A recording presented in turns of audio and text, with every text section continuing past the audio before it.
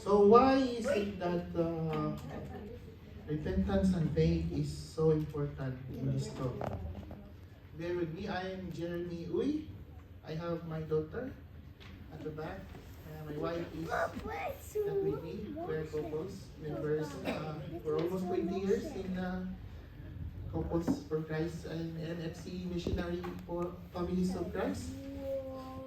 So, I'm a nurse and my wife also. And our daughter is Healthy Pal Arviner. Okay, why is repentance and faith is important? Luke says this is your life. Okay? And you feel like nothing is right, something is lacking. And you feel like life is a mess. And you are not loved. Or you are being abandoned, or there's something wrong, lacking, a question. Your world is getting smaller, like that, and you just feel that you're alone, and you say, our life is, right now is a mess, something is a question mark, and it becomes smaller and smaller. So what good will come out of this life? Nothing. You are hurting, you are pain, you are worried, and you are depressed. But believe me, something good will happen. This pain, God will be with you. You are not alone. He will turn your mess into a message. And you are a victim not anymore, because you are a victor. Amen. So, in this life, repentance and faith is what Jesus brings to us. Jesus, we talk is about repentance and faith. We talk about the love of God. Then we talk also about who Jesus is, right? It means to be a Christian, and so forth. So, brothers and sisters, you have a choice. And this is your choice.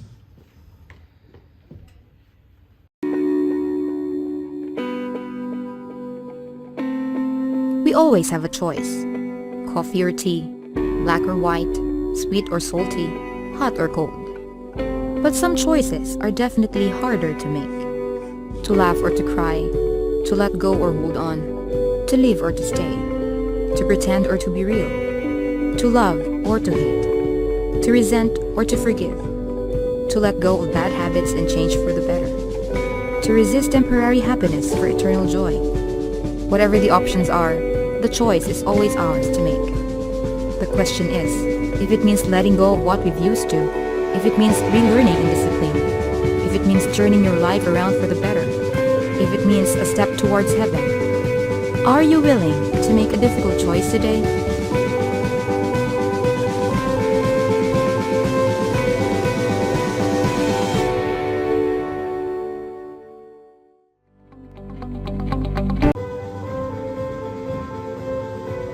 You always have a choice. Brothers and sisters, we don't become Christians simply by attending Mass, simply by attending a group like this. You don't become a Christian just like by title, just claiming that I am a Catholic Christian or whatever Christians we are. There is a process of becoming a Christian. But we are called Christians by who we are in our hearts. Now, unfortunately, what genuine and authentic Christians is, we've discussed also, right? We are in the world that there is somebody else occupies our heart. What do you think? We have our priorities, good dreams, degree in school, accomplishment at work, high-paying job, ability to buy our own houses, ability to have new cars, 2, 3 cars, ability to buy all the gadgets that I want. to travel in all places that I want to go at least 4 times in a year.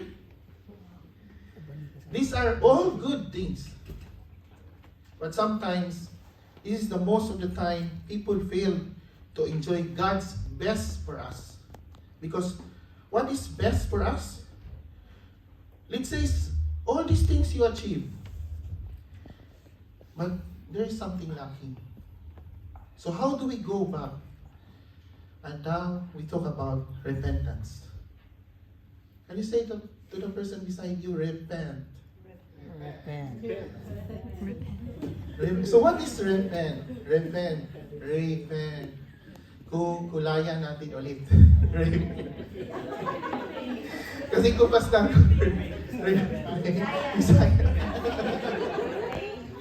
Repent. Okay? I'm from Cebu. So that's why my repent is repent. So, we define repentance later on. So, repentance. Our talk for today is about repentance. Are you willing to make a choice? Dito na naman tayo, repentance. It is time for you to respond for all these things that God has done for us. In talk 1 and 2. You know that God has done something in us, right? And the only proper response is for all that God has done for us is through repentance and faith. These 2 things, these are the only things that we can give to God. This is the only and proper response, all that God has done for us. In Mark 1, verse 14-15. This is the time. April. What's the date? 12. April 12. Sinubukan ko lang kayo kasi I forgot also. Nakalusot na. The kingdom of God is at hand. Repent and believe in the gospel. Repent. That repentance and faith, mga kapatid. Can I call you kapatid? Yes. Yeah. In the gospel, what Jesus is calling and asking for us since He started His ministry. Right? When Jesus started His ministry, when He is about 30 years old, wherever He goes, Capernaum, Damascus, Utopia, Pilipinas, wala yun sa Bible. But He delivered the message through His followers. And He started with Galatians. He started with Romans, di ba? In the Bible. He's going to every places, every town. And He brings repentance and faith. This is the key of why we are here actually for me. I don't know with you guys. We need to repent, mga kapatid, meaning to reform our lives. And at the same time, we need to believe in the gospel. Have faith in Jesus. Yeah.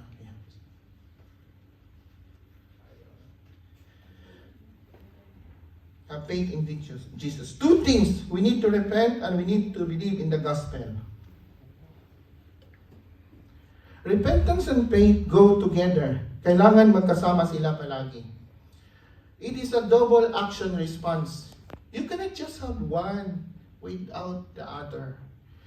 We cannot have only without the other one. It should always go hand in hand. Why? To just reform our lives is inadequate to God. It's not enough, mga kapatid. Kung magbabago lang tayo sa buhay, hindi ito adequate na response. Hindi ito enough. We need to believe in Him, His plans, His promise. And He's inviting you. You ang ginamit ko because He wants to have a personal relationship to you. Amen? Amen. So, reforming our lives, we also need to believe in Him on the other hand. To simply believe without doing anything, reforming our lives, is not also inadequate. You just believe that Jesus is God, but you don't reform your life is not also. No. We have to have the two. Repentance and faith. Amen? Kung maniwala naman tayo without doing anything to change our life, it is inadequate. Hindi din siya enough. Diba? And kailan daw, kung naniwala tayo but we're not doing anything to change our life, no, it's not enough. Kailangan magkasama ang dalawa. And faith necessarily needs to be connected to morality. In other words, faith without work is dead. So other people should see in us what we are believing. If you believe that God is generous, then magdamot ka. No, walang nag-react. If you believe God is generous, then you should be generous. Right? And if you believe that God is compassion, mang-away ka. No, you should be compassionate also. You should be a model in yourself, right? So what is really repentance? Repent. Repent. To have better understanding of this, let us examine first what repentance is not. So what repentance is not? Repentance is not dependent on feelings. Feelings? There is not wrong with feelings, guys, brothers and sisters, but feelings on their own cannot save you. I know people who are waiting for some kind of feelings before turning to God. They are waiting some kind of yung iba, when we are inviting them, they said, in the Christian Life Seminar, what would be their answer? They will tell us, next time na lang kasi hindi ko pa feel. Diba? But you're very blessed. You know that God is calling you not by an accident. You are here not by an accident. Remember, brothers and sisters. Repentance is not also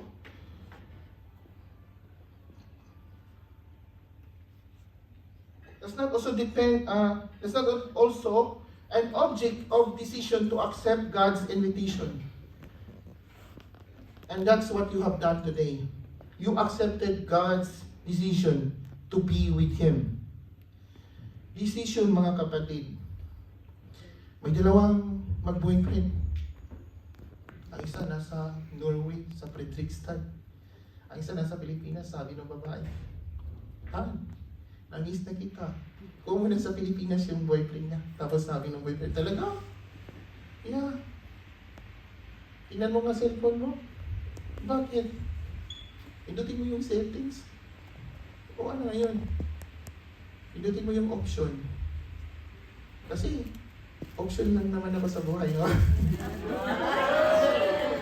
So, it's a decision to make. It's not an option, brothers and sisters. You decide.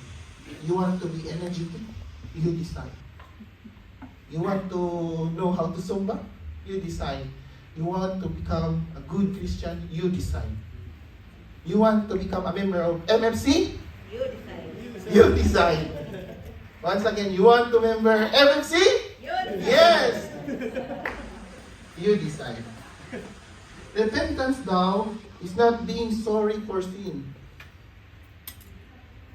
And because of fear of the adverse consequence of sin, and kaya ka nagre-repent. Of course, what is that fear of consequences? Why do you repent? Are you afraid of going to hell, right? But not that. Repentance is not depends on the consequence of wrong things. You daw fear to achieve or possible punishment is not the first step to repentance, but totally repentance, mga kapatid. We must hate sin itself because it offends our God. My God and my God. Dapat yun ang dahilan ng pagiging repentance natin. So yan yung what repentance is not. So now, what is repent? Repentance, true repentance, ano now ang what repentance is? In Greek word, the word repentant means metanoia. 190 degree change. Like this. What 360 pala yun? Sorry, I go back to my vices. Sorry, I go back to my vices. I'm just joking. Akala ko kasi natutulog eh. 196, 190. How to turn away from sin, brothers and sisters. 190, not 360. O sino? Butuhan tayo? Sino? Ito pala yung literally means ng metanoia. It's a change of mind. But a repentance is not just a change of mind. Gulo naman eh, brother, change of mind. It's not just a simple change of mind. In the Bible, there are two prominent people who have a change of mind. The first one is Judas. Judas also has a change of mind. And was sorry for what he has done. Remember, he goes back to Sanhedrin. He wanted to return the 30 pieces of silver that was paid for him in return for betrayal of Jesus. Di ba? Do you remember? Yes. And in return, he did not repent. He just changed his mind, but he did not repent. The second one is Peter. Peter denied Jesus for 3 times, but he also changed his mind. Agree? Nagbago yung isip niya, but the big difference is Peter repented. What he has done and went on to become one of the greatest apostles. And we are now his descendants. Our first pope, right? Judas didn't repent and it cost his life. And Peter repented because it makes him one of the greatest apostles. Both of them changed of mind, but it's only Peter who had repented. So you can change your mind, but we have to have repentant heart. So, do you know the importance of repentance, right? Diba? Especially the 360 degrees. Yeah. Repentance refers to a change of direction.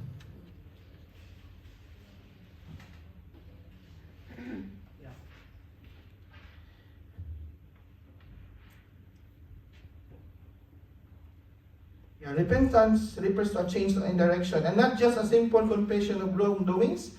It changed his direction not just by doing confession, but significantly changed in the way your life you had.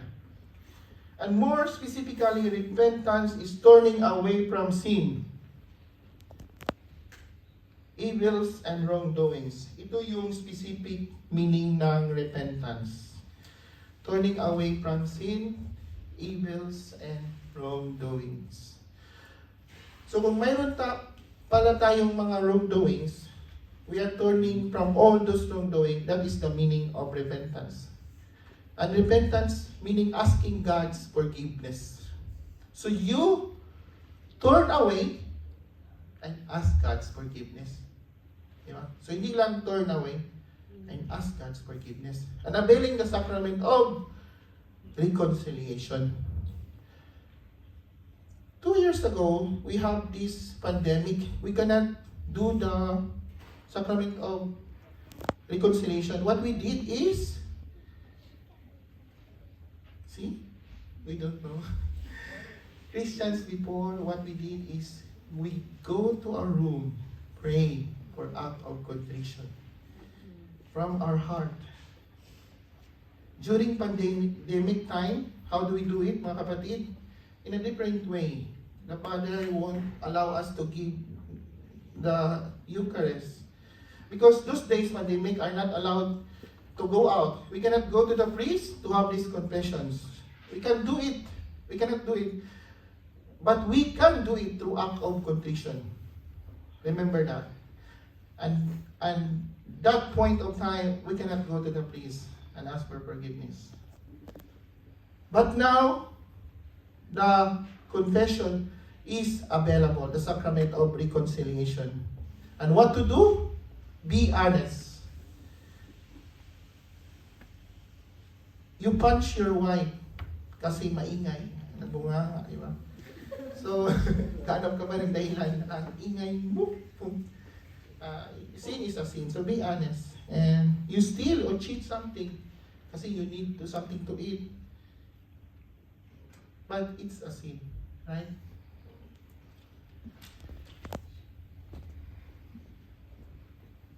Be honest. Renounce sin. And ask God's forgiveness. Avail the sacrament of reconciliation. That is how we start. So, and there are specific sin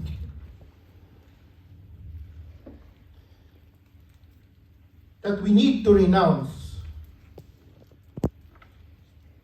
Confess, we need to renounce. That we need to renounce. Confess and ask God for forgiveness from God. There are serious sins that are totally incompatible with our relationship to God. And what are those things? Involved in cults. Cults. Kung kasali pa tayo sa mga kulto-kulto dyan, it's now the time to turn away from that.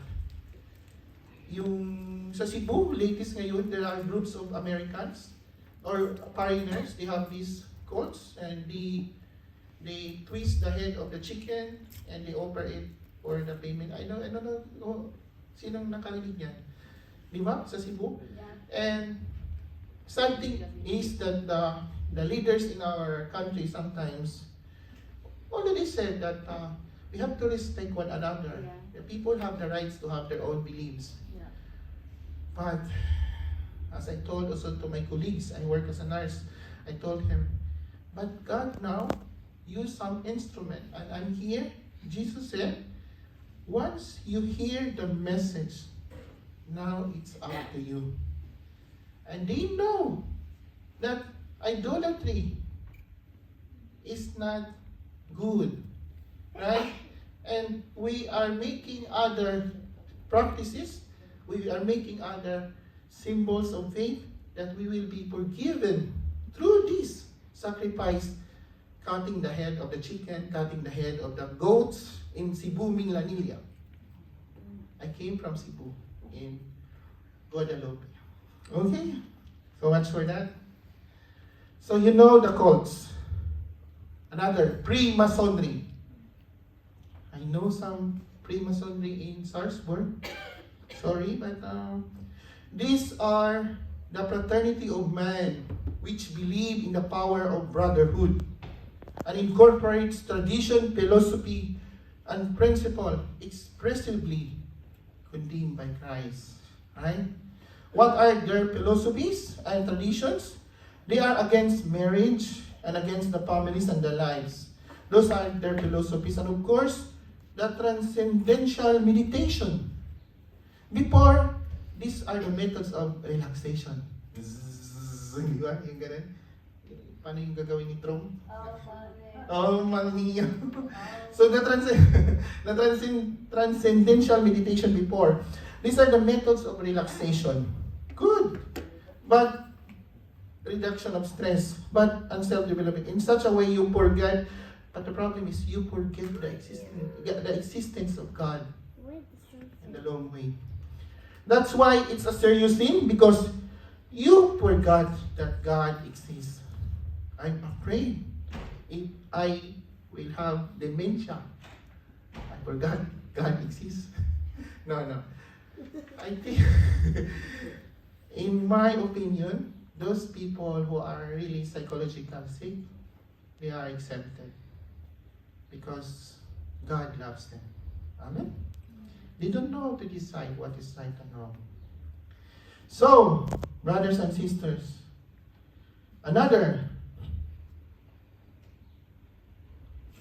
Sexual wrongdoings. Advance siya. Ito late. Sexual wrongdoings. Of course, there is a sexual wrongdoings outside marriage. Of course, there is this adultery, active homosexuality. Serious crimes such as murder, rape, kidnapping, robbery, and corruption. Wala naman tayo masyado dito sa Norway unless may tinatakasan tayo sa Pilipinas. Di ba?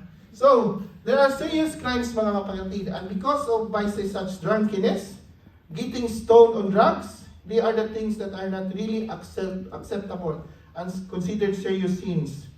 But if any one of these things is applicable to any one of us, don't feel bad. God really loves us, and He always gives us a chance and give great opportunity to renounce our sin and turn away from that. Don't be bad about it, but think God's love for us. He's giving us the chance to turn away these things and come to Him again. God's love is bigger than your sin. Okay, little story. May time pa ako. There is this priest. Sabi ng isang priest, I was being invited 1 week. I mean, I have no prepare. So this priest, okay. And do you know where he was being invited? He was being invited in the maximum security. You know what is maximum security? Nobody can go out, nobody can go in forever. No hope. And what's worse, he was invited to give a talk about hope. There's no hope for the whole people there. But the problem is 1 week. So, itong priest, dahil kami siya, gaya ko, nag-ipon ako ng mga talk. And when he went to the maximum security, pagdating niya, nanginginig na itong priest. He was about to give a talk to people who are hopeless. So, he went to the prison. And he is being called by his name, Father Salazar. And when he went into the room, he saw all the prisoners. No laughing. Serious like you guys. Very serious. No cheese. Brother Joseph. I'm so serious. And he was so afraid to give the talk of home with no hope of these people. When he went to the stairs, after going to the stairs, he fell down. And he fell down. And he scattered his things. And he was on the floor. And he came up to his mind suddenly. Aha! He ran and stand up. Go to the podium. And what is that staff? He get the staff and rang the bell. After ringing the bell, he said, that is all my talk. And they are all up like you. They are all laughing like that. Because repentance is like that. When you fall, stand up again. Just like the priest. Amen? Amen. When you fall, stand up again. Amen? Amen. So, our second response is faith. I get my time. Faith is believe in God. Of course, we need to believe in the gospel. Because this is our good news of salvation. What are the gospel? Review? Luke, Mark, Matthew, and John. It's about Jesus. God's love. Why He born? Miracles. Something happened. And you know that miracles, gifts, it still exists today. So faith means not just believing in our minds, an intellectual belief that Jesus is a Savior, intelligent knowledge, but believing in the hearts that He came to become our personal Savior. Personal Savior. Faith is a personal act. And decision, mga kapatid, it is a personal act, your decision, and it has a several aspects. Because the first one It is a definite act. We must open the door and Jesus will come into our lives. It's a definite act, very personal. I believe that God knocking on your door, on your heart now, and it's you who can open your door, right? You must open the door in your heart if you want Jesus to come into your life. Are you agree? Are we going to close the door in our heart or open the door? Open the door. You have to open the door. The second one is individual act. Only you can decide on your own to open the door. Not your friend, not even your family, not even your husband or wife, not even my child. It's only mine that I can open. The third one aspect of faith is deliberately act. That's what I said. It's a decision. You have to deliberately do it. You want to have wealthy life, then you work. But make sure that God is the first one, right? So, remember disciple Paul? Deliberately act. We don't have to wait for supernatural things that happen and flash upon us. Remember disciple Paul? He is Saul before. His name is Saul, right? Agree? Before his job, he is a persecutor of the early Christian. He persecutes Christians. While he is going towards Capernaum, agree din kayo, it's Damascus. And he persecuted Christians. He goes to Damascus and he experienced that supernatural experience. And from that time, Saul was converted and was named Paul. And all the letters in the New Testament is written in Paul. The fourth one, it's an urgent act. Mabilisan ito. Because nobody know. Are you sure that you can wake up tomorrow? Di ba? Ikisan? Are you there? Number 5, indispensable act. What do you mean by indispensable act? Necessarily. Needed. Requisite. Okay, kinuha ko yun sa dictionary. Indispensable. It is needed in your life. You have to have faith. Very important. Repentance and faith. God has promised to us a new life. You want new life? Yes, that's good. Positive. And kailangan natin ng faith so that we be able to receive what's God's promises to His people. And what are the consequences of repentance and faith? Ano ang consequence? Ito. The consequence is a promise of salvation from sin and Satan, and a promise of forgiveness and eternal life with God. You see that diary? We are going to heaven. In Luke 11:9, you have to ask, knock, and seek, and you will find in the midst of here in Frederickstad. God is here. Amen? So you have to ask, knock, and seek. So mga kapatid, I am almost finished now. A promise of salvation from sin and Satan. And believe in the Lord Jesus and you will be saved and your household. I say to you, a promise of new life in spirit. We can pray together for a greater release of the power of the Spirit. I believe in God, the Father Almighty, Creator of heaven and earth. I believe in Jesus and I believe in the Holy Spirit. I met a father priest from Sweden last month. They gave talk to us, and he is one of the exorcist priests. I asked him, we talked about chit chat a little bit, 2 minutes. He only tapped my shoulder and said, pray that I believe in God. Amen? 2,000 years ago, this is the last one, Jesus sounded the call to repentance and faith. It is the same call for you today. We are called to turn away from sin and accept Jesus as Lord and Savior. Just like Mama Mary, humble herself. Let it done to me according to your word. Accept the challenge, mga kapatid. You call me kapatid. Okay?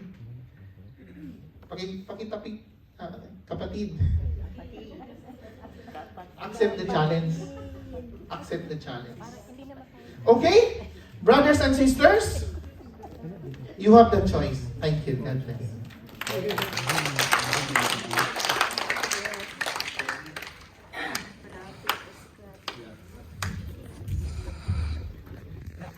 Thank you very much, Brother Jeremy. Repentance, di ba? Ano sa Tagalog ng repentance? Isisisi. Ang hirap ko gawin yun, di ba? Pag nagkasala ko kay Mrs., aantayin ko pa siya gumising kinaumagahan para humingi ng kapatawaran, di ba? But the Lord